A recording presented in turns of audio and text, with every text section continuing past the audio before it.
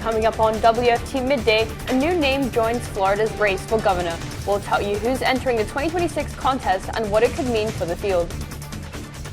And the U.S. government is making history with the longest shutdown on record. We'll tell you how it's affecting SNAP benefits and a plan from lawmakers to open the government again. Plus, get ready to grab a sweater. Cooler air is moving in. We'll show you how long the drop in temperatures will last.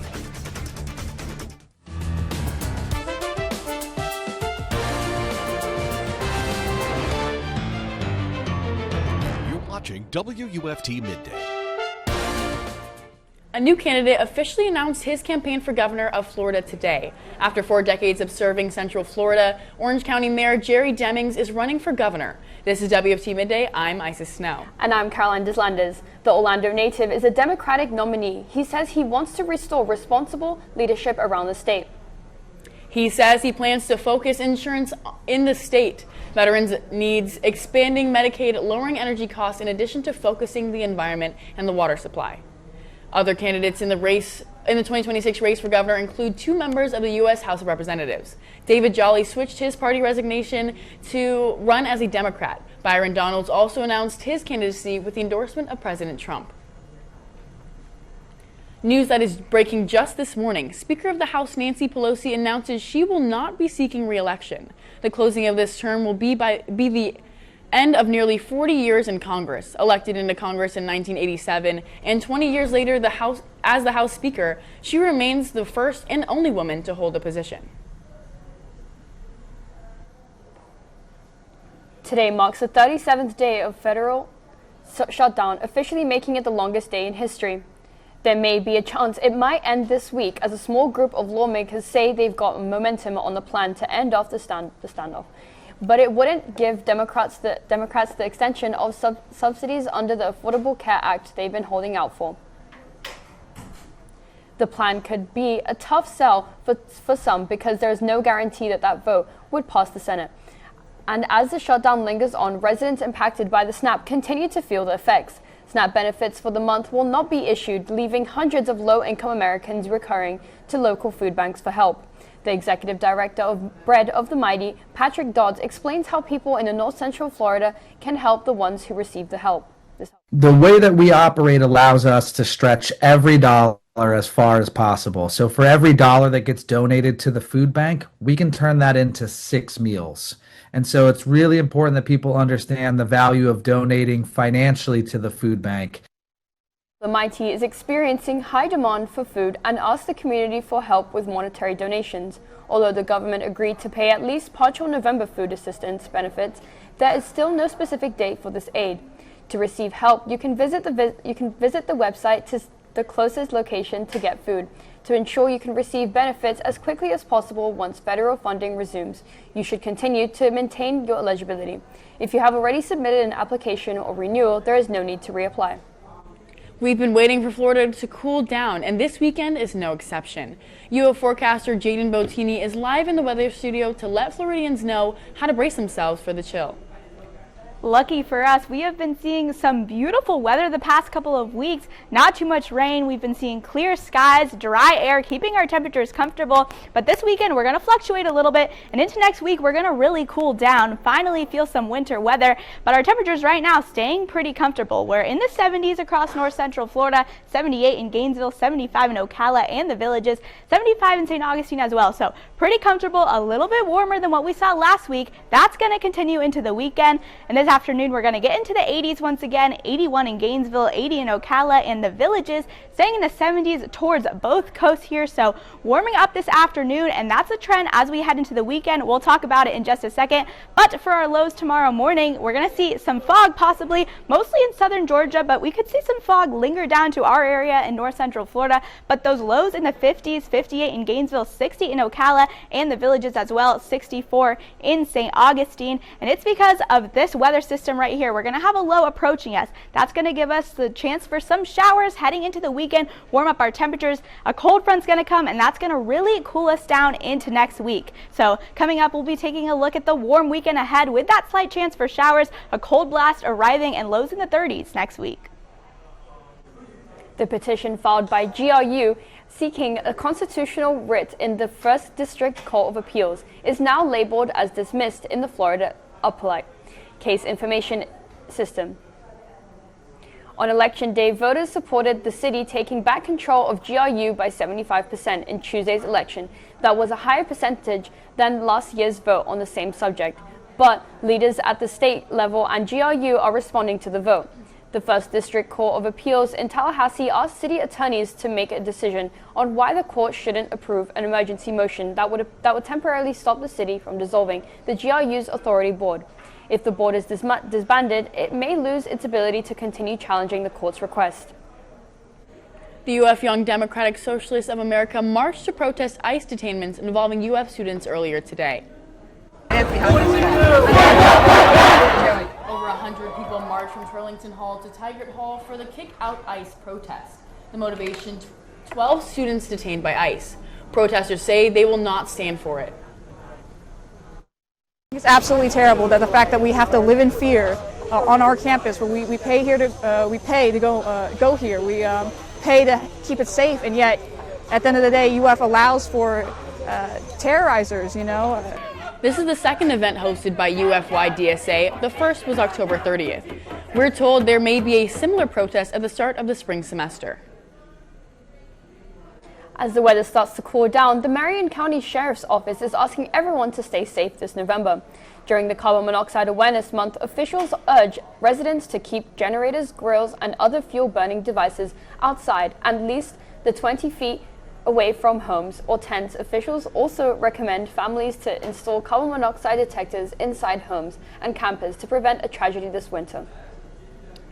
High Springs Commission Seat 3 will see a familiar face, and a new amendment will change alcohol purchases after Tuesday's election.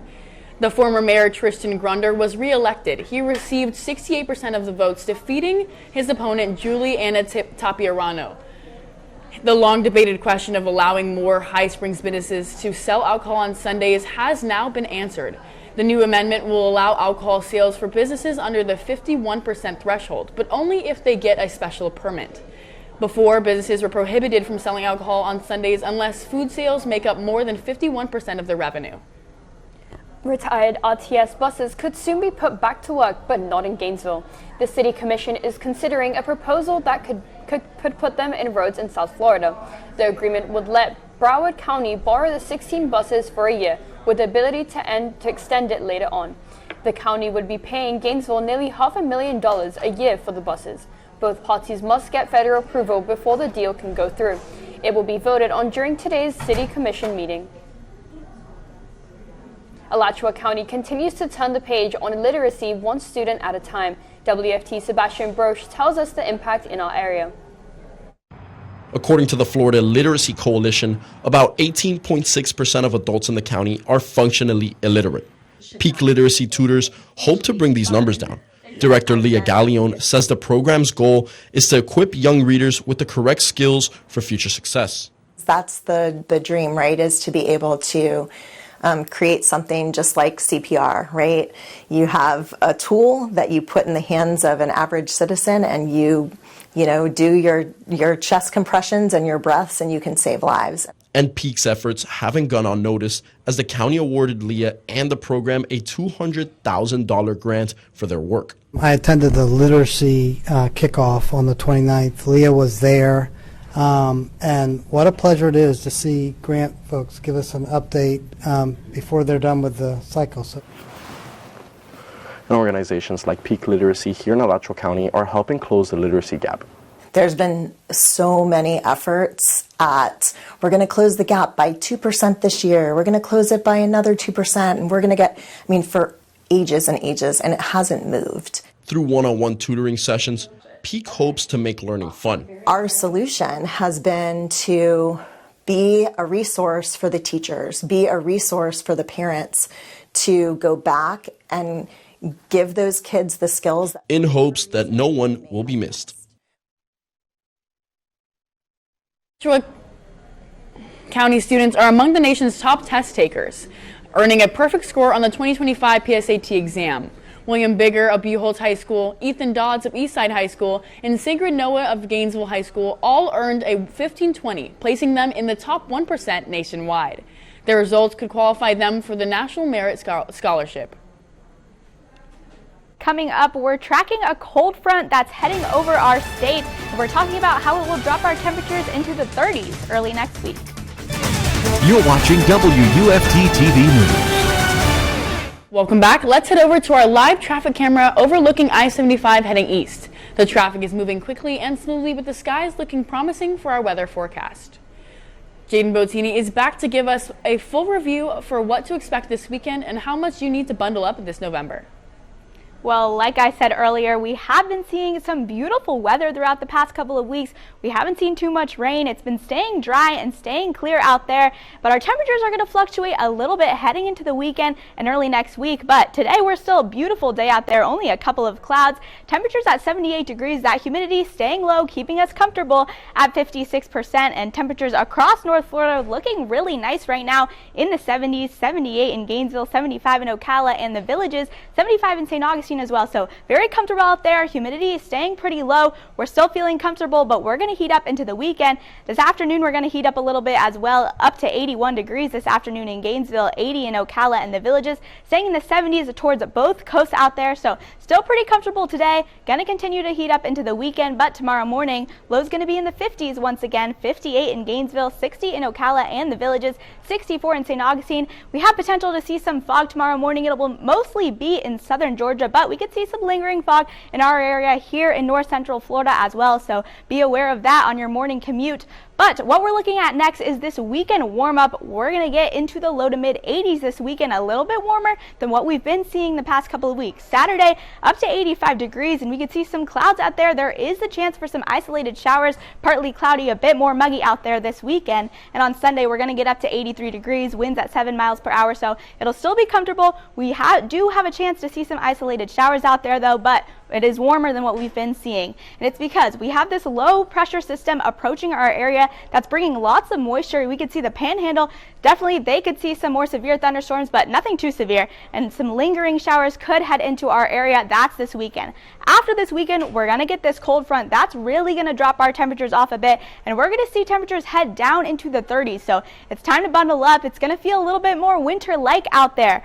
But that low pressure that we just took a look at, that's going to cause some severe weather up here to our north, Alabama, Mississippi, up in Tennessee as well. Slight risk there, marginal risk in that green area. They're going to see some more severe thunderstorms, but as you can see, staying clear a little bit of the panhandle in this green area, but not us. We're staying clear. That's tomorrow. And then Saturday, that risk kind of decreases a little bit, marginal risk here in Alabama, Mississippi. So we're staying clear. They're going to get some more severe thunderstorms, but what we're looking at is a cold blast into early next week. Monday down to 49 degrees, cooler and comfy, cold and clear, 33 degrees on Tuesday. Wednesday down to 35, chilly and nice, so it's time to bundle up out there. And our future cast, these temperatures are going to still fluctuate, 48 Monday, and then we're going to continue that pattern getting into the 30s, getting up into around 60 degrees each day. But for the next 7 days, could see some fog tomorrow morning. That rain chance increases into the weekend. Clear skies next week, and those temperatures really dropping off. Located in High Springs, a new soda shop is bringing old memories back. From soda floats to banana splits, our reporter Oriana Torre went to the shop to tell us the story. I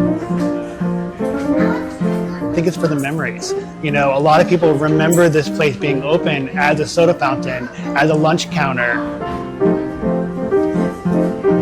The return of a piece of history is giving new generations an opportunity to go back in time. Serendipity Soda and Sweets has only been open for a week, but High Springs neighbor Jeffrey Ahrens has already visited 3 times. When you go in there, it seems like everybody can be a kid. Brad and John Millade are the owners behind the resurrection of this old building. The pair were always passionate about antiques. We just kind of fell in love with the idea of restoring it back to its original look and feel as an old-time soda fountain, because those things were kind of dying away in America. When looking for a space to open, they found this old soda fountain place at the heart of High Springs. Younger generations with the past, because kids don't like history, it's boring. But when it's something that you can see and touch and experience, it kind of comes to life. After 130 years, homemade soda is once again back in the center of attention in High Springs. The renovation took almost 2 years and a lot of ups and downs. John and I have been working 16 to 18-hour days. So last week we made it over 80 hours, making ice cream until 1 o'clock in the morning. But now they realize how all that hard work has paid off. The response has been amazing. The support that we've gotten from the community. We've had people driving hours to come and sit down and have a soda fountain at the counter. This is not only helping them achieve their antique dream, but they say it is helping the downtown area thrive again. From High Springs, Oriana Torre, WUFT News. November is National Epilepsy Awareness Month. Almost 3 million adults and nearly 500,000 children in the U.S. live with epilepsy. The Epilepsy Foundation says knowing how to help someone during a seizure can make a difference and save a life. In today's Health Minute, Mandy Gaither explains how remembering the 3 S's can help. It's a brain disorder that causes recurring unprovoked seizures, and an epilepsy diagnosis can happen to anyone at any age. Many people think of epilepsy as a disease that's akin to an electrical storm in the brain. Dr. Dilip Nair with Cleveland Clinic says that disturbance in the brain's electrical signaling presents as a seizure. It can manifest in different ways in a person with epilepsy. The most common type of seizure people are aware of are the tonic-clonic seizures, or sometimes used to be called the grand mal type seizures, where people can fall and have a stiffening of their body along with jerking movements. Nair says remember the 3 S's for seizure care. The first S is for stay. Remain calm and stay with the person having the seizure. Look at your watch and time it from the beginning to the end. If it lasts longer than 5 minutes, 3 to 5 minutes, that's considered a long seizure and you should call 911 right away. The second S is for safe. Keep the person safe by moving them away from anything that could be harmful, like sharp objects. There's no need to put anything into their mouth. They're not going to swallow their tongue. That doesn't actually occur. And finally, the third S is for side. If the person is not awake and aware, turn them onto their side. So that if there's any sort of emesis or vomit or spit, comes out of their mouth rather than make back into their lungs. For Health Minute, I'm Mandy Gaither. If you plan to fly someplace this weekend, some experts suggest making backup plans today. The FAA says it will cut about 10% of flights at 40 major airports starting tomorrow. There have been air traffic controller shortages due to the ongoing government shutdown. The CEO of Frontier Airlines warns some passengers could get stranded. Across airlines, passengers leaving tomorrow might not get much warning if they're affected. That's because the FAA initially declined to name the impacted airports. A luxury watchmaker in Belgium is making special watches to mark history. These D-Day watches are fashioned from recycled World War II helmets and backpacks. Watchmaker Colin MacArthur gets the authentic materials needed from a military memorabilia trade in Texas, and a small capsule of Normandy beach sand is added. You can see the watch dial displays a historical map of Omaha Beach. One retail for $699, and premium legacy edition goes for $1,799. Now let's head over to our Noticias partners for a look at today's top stories for our Spanish language audience.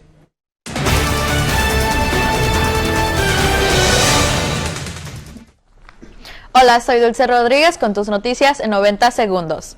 Este viernes, miles de venezolanos pierden el estatus de protección temporal, también conocido como TPS, y temen ser deportados si no regresan a su país. Por decisión del presidente Donald Trump, el viernes 7 de noviembre, alrededor de 250,000 inmigrantes venezolanos perderán su protección legal en los Estados Unidos. Algunos de ellos ya han salido del país, mientras que otros siguen buscando desesperadamente un último recurso. Ayer la administración de Trump anunció que también planea terminar el TPS para ciudadanos del Sudán del Sur. Ayer se marcó el cierre de gobierno más largo en Estados Unidos. La Administración de Aviación Federal, o FAA, reducirá sus vuelos al 10% debido al cierre de gobierno. Esto afectará a los mercados de gran volumen en Florida. Aún no hay una lista oficial de los aeropuertos que podrían ser más afectados. Sin embargo, los más transitados como Fort Lauderdale, Tampa, Orlando, Miami podrían verse altamente afectados con largas líneas de espera.